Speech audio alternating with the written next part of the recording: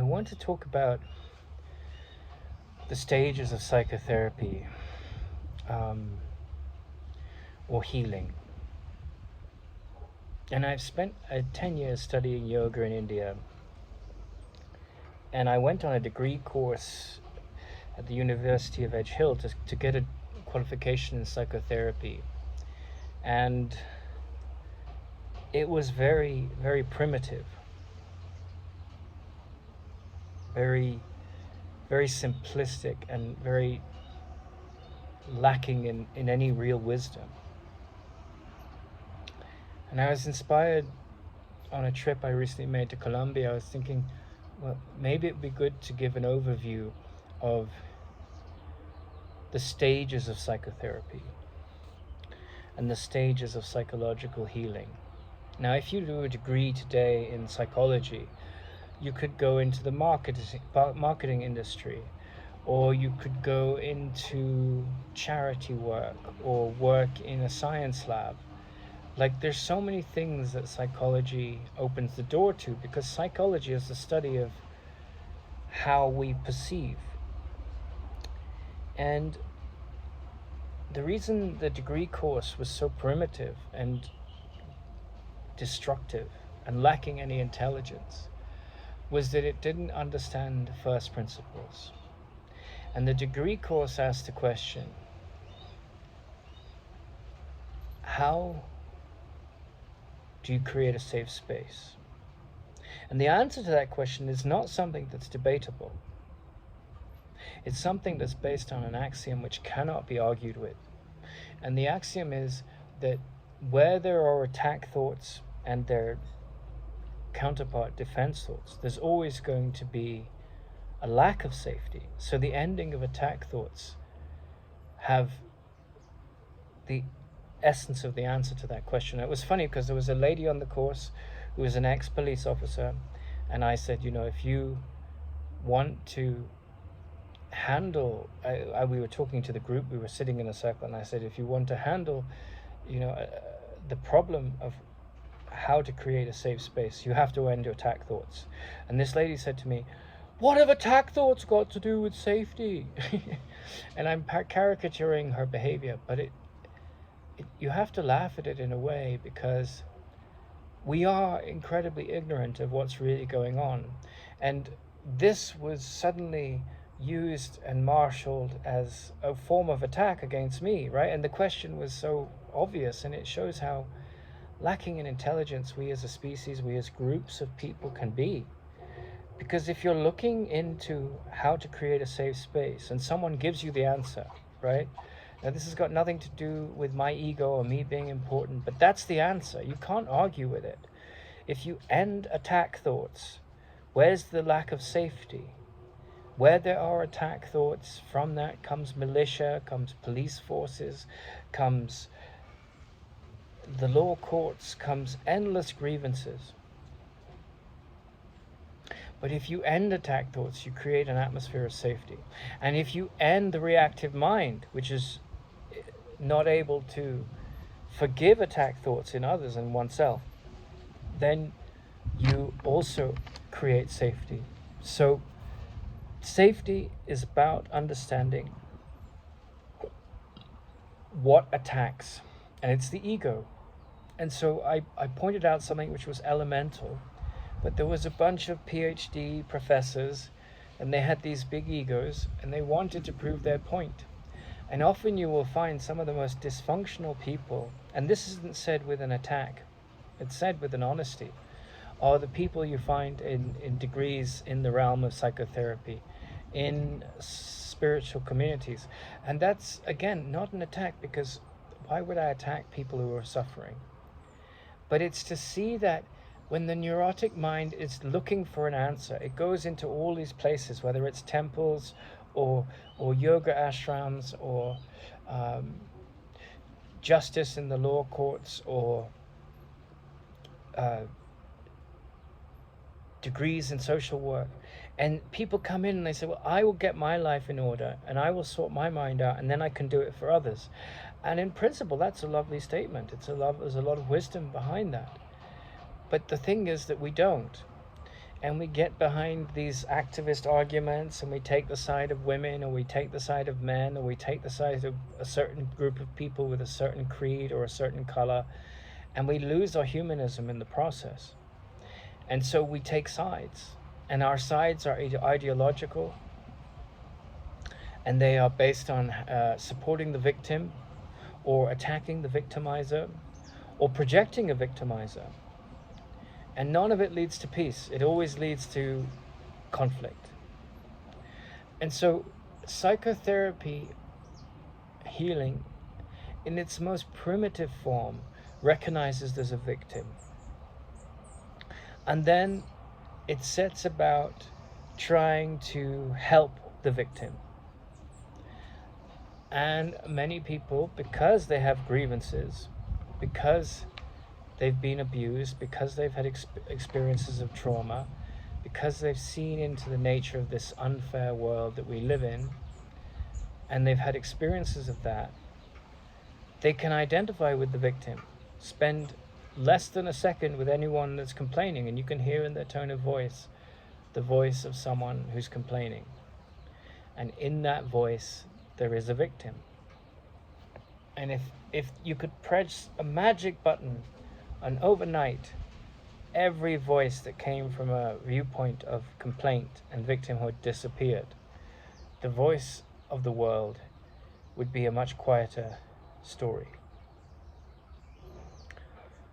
But you can't just silence the victim.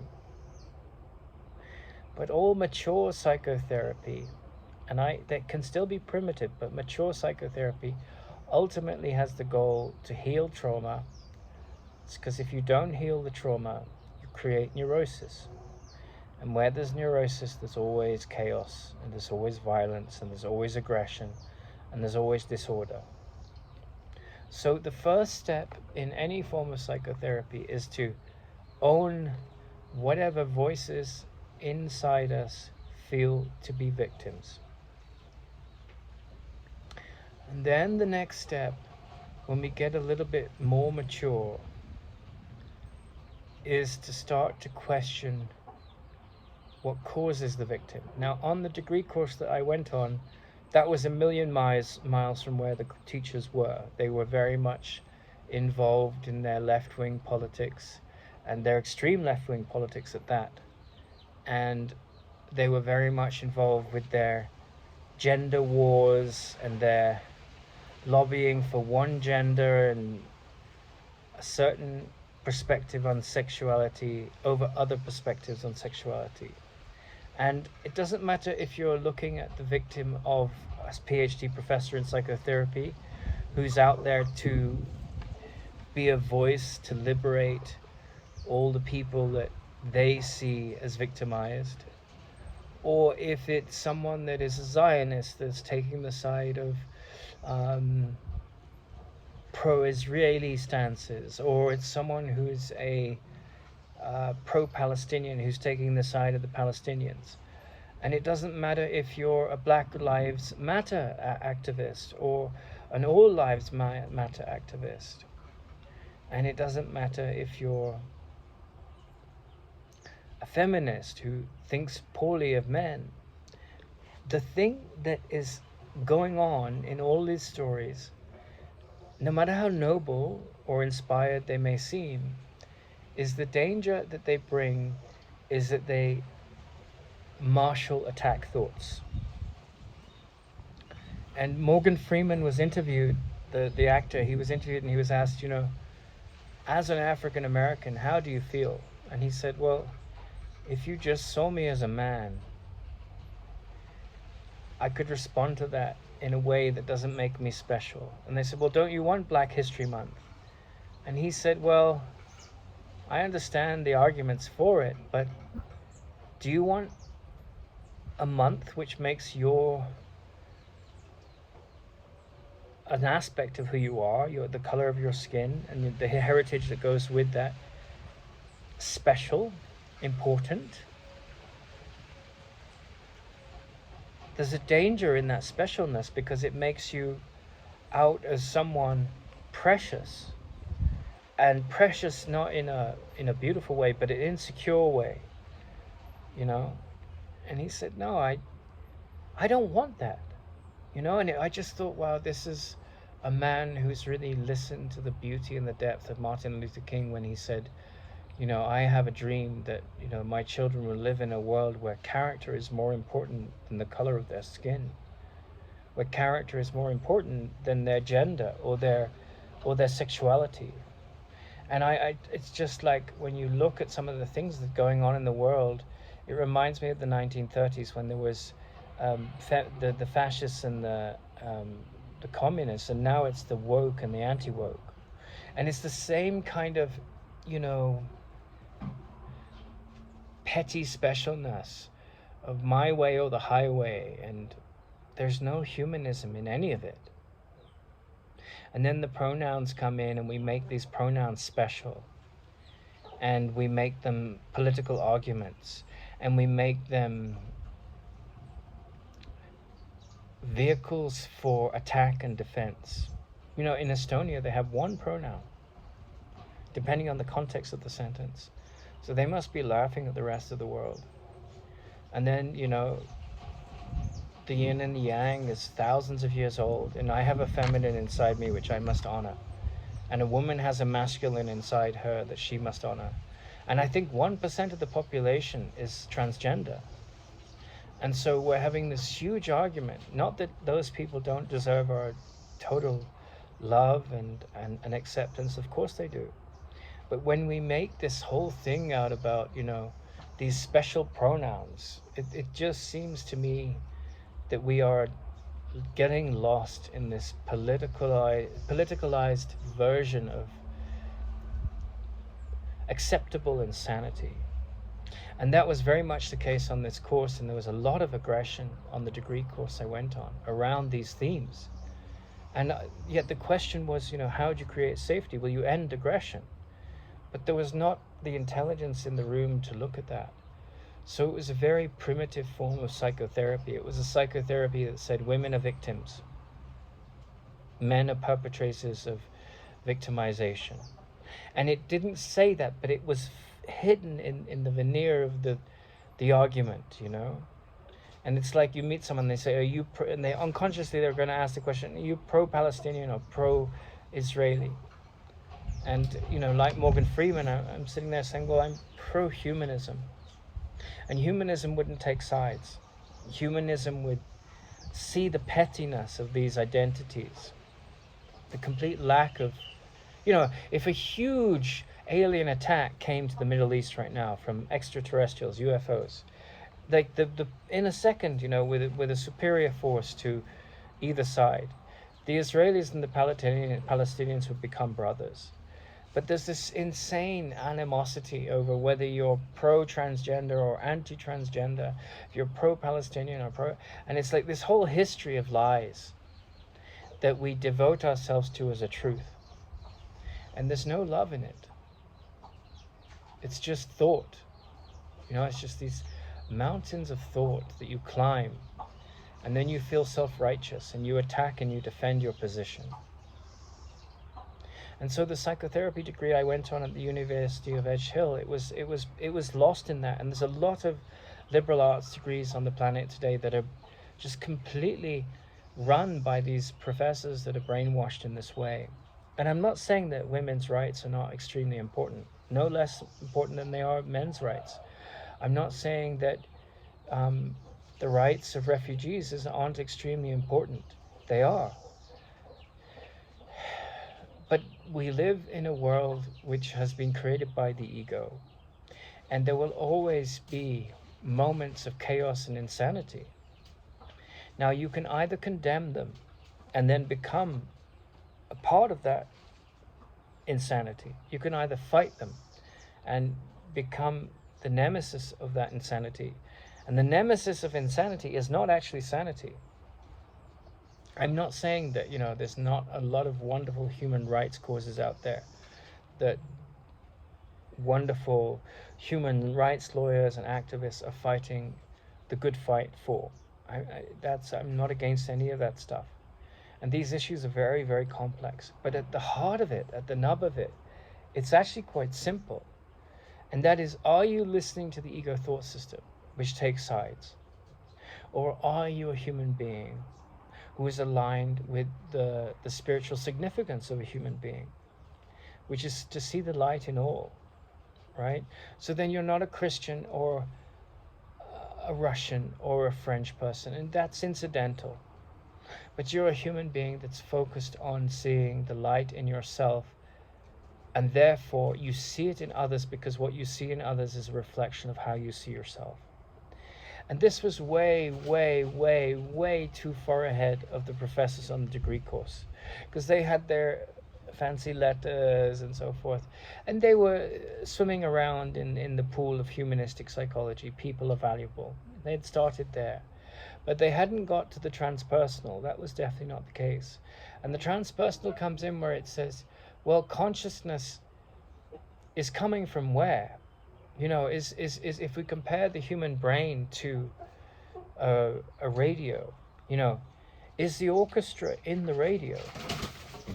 Is the consciousness in the brain, or is the vehicle for consciousness the human mind? And it uses the brain like radio signals use a radio set, or a radio set picks up on the, you know, the antenna of the radio set picks up on the consciousness. And it's a big question, because that question you start to see, well, I am looking at the world through a certain set of beliefs, and as those beliefs change, my experience of the world changes. I met a person who was, I would say, very close to enlightenment, and I asked him, what's it like living in your world, right? And we both lived in the same world, a world full of pain and pleasure, misery and fleeting moments of joy, nationalism, ideology, religions that divide and disagree. And she said, knowing the context of my question, she said, the joy in me is almost too much to contain.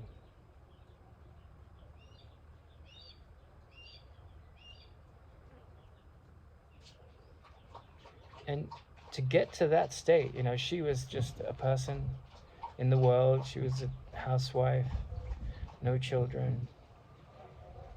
And she wasn't a feminist, and she wasn't a Zionist, and she really had no labels. And it's that kind of extreme simplicity that sees the love in all. But if you go to university and you get this educated ignorance and you think you're a feminist or you're a chauvinist, or I don't even know what the politically correct version of the masculine version of a feminist is. But whatever your stance is, you know, and you could say, well, how dare you be that? And it's all just reactionary thinking. Well, isn't it wonderful that women got the vote? But then that came with a whole new set of challenges for society. You know, all kinds of social change comes with new challenges. I'm neither commentating negatively or positively on these things. I'm just talking about the nature of change. And so then you go to a university where, you know, 50 years ago there was no such thing as a female professor or a female dean. And now there's lots of female professors, and now there's female pilots, and that's all wonderful. More power to them. But when you walk around as a professor and you've got this chip on your shoulder because you had a difficult divorce and men have been a challenge in your life, or as a man, if it's the flip side of that, if women have been difficult in your life, right? And if you don't clean the lens of that, then you're going to go around spewing bile. Because if you hate the opposite sex, you hate a part of yourself. And if you hate the same sex, you hate a part of yourself. And if you're all for one and not for the other, then you hate a part of yourself. And then you get into the territory of the transpersonal. And in the territory of the transpersonal, then, you know, there are different therapies that get you there. There's like Gestalt and Carl Jung's work. All these different approaches. But then when you finally get to the transpersonal, you're in a realm where you're saying, am I a body? And that question starts to open a door. Because you're starting to think in terms of the conditioning of my society, of the world, of my country, of my family, of whatever creed I've been raised in, whether it's a religion or if it's another form of religion, which is atheism, believing in no God. Like, how has the reflection of those conditionings shaped you? And is any of it of any value or helpful? And you have to start to throw away everything that's destructive, both self-destructive and destructive to others. And to do that, you have to heal your trauma. And to do that, you have to drop your malicious prejudices. And as the space between your thoughts grows, and as your faith in life grows, then the moments of joy can expand. And it's a very patient process to do this. But what starts to disappear is scientific materialism. Your respect and interest in science may never change, but your sense that science can explain why we're born and why we die goes out the window, because it can't. Science is about concern with what we can measure. Science has no business in the realm of the immeasurable, because you can't measure the immeasurable, and science is a tool to measure the measurable. And in measuring the measurable, in understanding how the measurable works, whether it's a plant and how it gets its sustenance, or a dog and how it ages in time, we can measure all of those things. And we can have a quantitative understanding of those things, and we can have a qualitative understanding of those things. We can understand which kind of fabric to use for which kind of clothing. The quality and the quantity is what technology is about, and science gives the background information for technology to do its job. And so when you're looking carefully at what matters in your mind and how to dislodge the blocks to love in your nature is loving. Your nature is peace. If you take that as an assumption, then everything that denies it is what you're needing to clear away. And so when you attack another in your mind or physically, when another attacks you in their mind or physically with their words, whichever way, your job is to see none of this is coming from love. And so if I'm to condemn those things, then I'm not coming from love. But then, if someone steals all your money, then that's not just, that's not appropriate, that's not coming from love. But then to kill that person isn't coming from love either. So there's all this relativity. But ultimately, transpersonal psychotherapy, the most advanced form of psychotherapy, and all true spirituality is in that realm, is about looking at the world through the eyes of love. He's just attacked me from a place of fear. So if I respond with fear, which is more attacks of fear or defense of fear, then there's no healing. And this is maturity, when you recognize that. So transpersonal psychotherapy, you might find 1 in 1,000 psychotherapists or 1 in 1,000 psychotherapy professors really get this. Because a lot of them are lost in their victim story, they're lost in supporting some activism or other. And while horrific things go on in the world, in the name of religion, in the name of commerce, in the name of politics, in the name of my gender against your gender, to judge it joins the band of that insanity. But to forgive it, to see it for what it is, as a fearful voice coming up from the consciousness that is fear, is to accept that it is a cry for love. And so then one becomes an ambassador for wisdom and light and meaning. And that doesn't happen overnight in general, because, transpersonal psychotherapy, seeing beyond the idea I'm a body, seeing beyond the idea that fight or flight are the limits of my options in a conflict. and seeing that sometimes people do insane things. And if we meet them with the same insanity, that's when we're in this eye for an eye, tooth for a tooth, endless cycle of conflict. You know, my cousin kills your cousin, and then his family kills your family's two of your members, and then we kill four, and it just escalates. And that's Israel. That's Ukraine and Russia. That's every conflict, which is this bitter animosity between nations. You know, you go to South Korea today or China, and they hate the Japanese to this day, a lot of them, because it's, 50 years ago, their mothers and grandmothers, their ancestors were raped and pillaged and killed. And so the cycle of, pain goes on generation to generation. The Palestinians for centuries, may be ahead and behind. They may hate the Israelis and vice versa. And then there are people that hate the Jewish people. But if you're really going to be interested in being a part of what solves this madness, you have to drop all of that stuff. You have to become a human being. And you have to become a human being that's open to transpersonal psychology. So you're not taking one side of one gender, and you're not taking one side of one sexual preference, and you're not taking the side of one country or another, but you're starting to look at the human condition for what it is. And you're transcending it. Because for the most part, the human condition is based on fear. My tribe against your tribe. My attack thoughts against your attack thoughts. My defense against your attack thoughts. Your defense against my attack thoughts. On and on it goes. But enlightenment starts to come when you don't play that game anymore. And so, dream psychotherapy and all the things that these different, schools of psychotherapy and yoga are supportive of, that are, perfectly fine and helpful tools.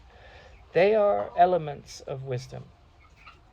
But ultimately, healing happens when we stop attacking and defending and having a position which undermines or can be undermined. Jiddu Krishnamurti said, you know what the secret of my peace is? I don't mind what happens. Only a mind that is completely devoid of neurosis, that has completely healed itself of trauma, or is only devoted to that, can be said to be liberated. And can only such a mind can say, I don't mind what happens. Because they're not trapped in the illusion that the world defines them. Their inner world, their inner state of consciousness defines them. And they've had the courage to confront their fear. And it's not a pleasant picture. But that's the essence of what evolved psychotherapy is. It's not neurotic. It's very quiet, it's very still, it's very faithful, it's very trusting, it's very sane and whole. And it's not divided up into Israelis and Palestinians and straight people and homosexuals and black people and gray people, and it's just interested in what is good in me, good in you, good that doesn't have an opposite. And it might see all kind of other things going on, but only focuses on the good. Doesn't condemn the bad, doesn't support it, doesn't support it in the sense of give its, promotion of it. Doesn't fall into the traps of the pettiness of those kind of things. And all the activism goes on in the world, and people are lost in that, and it has its own movement, and it makes big changes in the world. But if you're really interested in peace and love and meaning, and you want to value that, which is where the real wealth is, then you start to master, I will not value what is valueless. And then you become a light to yourself. You're not, you know, neurotic and stuck on all these crutches with the psychotherapists and all these labels that make you into something you're not. You know, the psychotherapists have come along a century into the profession, 50 years after Freud made his big breakthroughs, that, you know, where there's trauma, if we're not careful, there will be a neurotic reaction. 50 years after that, he predicted that we'd be able to solve every medical condition with a biochemical solution. And of course, it was insanity. And thankfully, you know, other people came along 50 years later and said, that's nonsense. There's a loving presence in the human being that can heal all our neurosis. And sometimes, you know, pharmacology is helpful. And then what's happened is, like 100 years after Freud, we now have endless abbreviations, acronyms, ADHD, ADD, OCD, you know, to describe all these neurotic conditions. And there's a whole book of this, and it grows every year because there's thousands of people doing PhDs. And every time they write a PhD, they need to do a specialist dissertation. And so they come up with new phrases, and we get lost in this insanity of what we call sanity. And often a lot of it is completely insane, based on neurosis. So the neurotic is prescribing the solution to neurosis. Obviously, it's not going to work. But when you get to a really liberated place, you're outside of a lot of this. You take with a pinch of salt the contributions of that field, and you recognize that sometimes it's valuable. But you don't see a human being as limited. You see them as something that is capable of light from within, of an intelligence that transcends the mind and the limitations of our perceptions of human beings. And that's when you get into the realm of the transpersonal. You're looking for the good that has no opposite. And a lot of psychotherapy has no connection with that at all. It's lost in navel gazing. We've got this rampant condition where 1% of the population in India are divorced, right? Because it's arranged marriage, and there's a lot of unhappy marriages where people stick together and the family is strong. And then you go to Britain, it's 42% divorce. And it's 51% in California and 52% in New York at the time of this recording, right? And so that means half the population in the West are getting divorced on average, right? Some change or whatever. And so then we have this army of therapists that come in. And, you know, the beautiful word husbandry and the beautiful word midwifery, there's this sense that, you know, within a woman and a man is this capacity to nurture each other. But we've lost ourselves in this, you know, romantic ideal, and we don't do the shadow work. We don't work through our differences, and we go through people like candy. You know, I don't like the flavor of this one anymore. I'll change and get a new one. And I'm not judging any of that. I'm really not. But I'm saying that when we lose the art of husbandry and midwifery, whether you're gay or straight or transgender or whatever, we lose this tendering, the tenderness for each other, you know. Then we bring in this army of therapists. And then the therapists, you know, doing all this kind of neurotic work, trying to fix other people. And then you get addicted like you do to a drug, to the therapist. You need your therapy or you can't get through. And it's become a new cult, you know. And so you can't have these profound, meaningful conversations that you might have with the therapist, with your partner. What hope has your marriage got? So we need to become therapists in our own right. That's just essential. And that's, you know, basic. And, you know, there are therapists and there are therapists, and many of them are very, very neurotic. So you have to see the different levels of psychotherapy, you know. Some are just completely trapped in the victim mind and pandering to the victim mind and making a huge amount of money off, you can't do this, but I can help you to do it. You know, this dependency. And I'm not saying there isn't a wonderful place in the world for athletic coaches and coaching. Coaching is a beautiful thing, you know, it goes back to ancient Greece and beyond. Like, we can help each other. But when the help becomes neurotic, when we become dependent on another, then we lose any sense of meaning or self-worth. And there's a whole industry dedicated to this lack of self-worth, which doesn't necessarily bring self-worth. It just brings sort of validation, and it's temporary. And when marriages work, they bring that healthy level of validation. And when they fall apart, they become, this vehicle for hate and meanness and horrible things. Just as when, political pacts form apart, break apart. So, enlightenment can never come at the level of the externals. It always has to come from an internal change in a human being, in an individual. There'll never be such a thing as an enlightened country, because enlightenment can't happen in a country. It can only happen in the individual.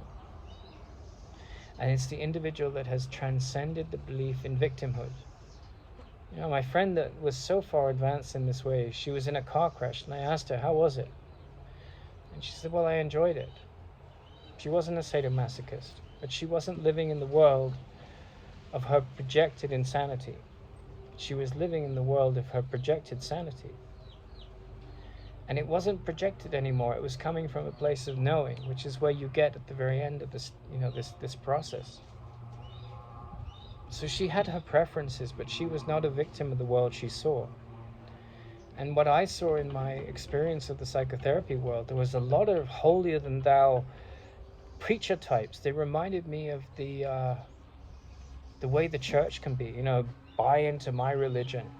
I know and you don't know. And there was no humility in it. So true healing is driven by humility. And of course, if someone gives you their ear and they're present with you and you're going through a hard time and they help you to see differently, then you can only, laud and adore such stories. That is coming from a place of love. But I feel, in a sense, that our addiction to this psychotherapy model is a reflection of the breakdown of our society, because we've lost our human values. And we can regain them in a second when we find out who we are. And we do the decent thing, and we accept that we're here to be helpful. Because when it's a world full of helpful people, then everyone helps each other to the degree that they're able to in the moment, within the context of their situation. But when it's just me and mine and this kind of rat race of natural selection, like only the fit survive, then we get exclusion. And when we're trying to be, overly accepting of diversity, and we take that on as a philosophy and a creed, and we preach around it, then we become exclusive and exclusionary. So healing and love, they're all encompassing. And they don't create dependency, they liberate. And so psychotherapy in its most evolved form is, you're only capable of seeing the light in others, even when they are completely, blinded, seeing evil everywhere. Now, of course, you can see the evil, but you can see that it's coming from a wounded child that has no capacity to know itself. And you master that perception, and you're in the most advanced realms of psychotherapy. You're in the spiritual realm, whatever mask you may wear. And the woman that I referenced, that was a real eye-opener to me, that I met, I said, what's it like to be in your life? And she said, well, inwardly it's just a lot of joy, but outwardly it can be a little challenging, because I constantly have to put a mask on to try and relate to people who are convinced by their perception and their lack of questioning of their perception that the world is full of problems, and the world is full of problems. But when you heal your perception, a different faith, a different capacity, a different tenacity, different forces start to come in, and life starts to take care. And so I have a challenge at times, because I hear so many people complaining, and rather than saying, oh, isn't it terrible? Oh, I know what you mean, I have to put on a mask which responds with a neutrality which doesn't offend and somehow supports. But it doesn't support the victim. It supports the hearing of the victim, so the victim can finally come to the surface and be dislodged and disenthralled from.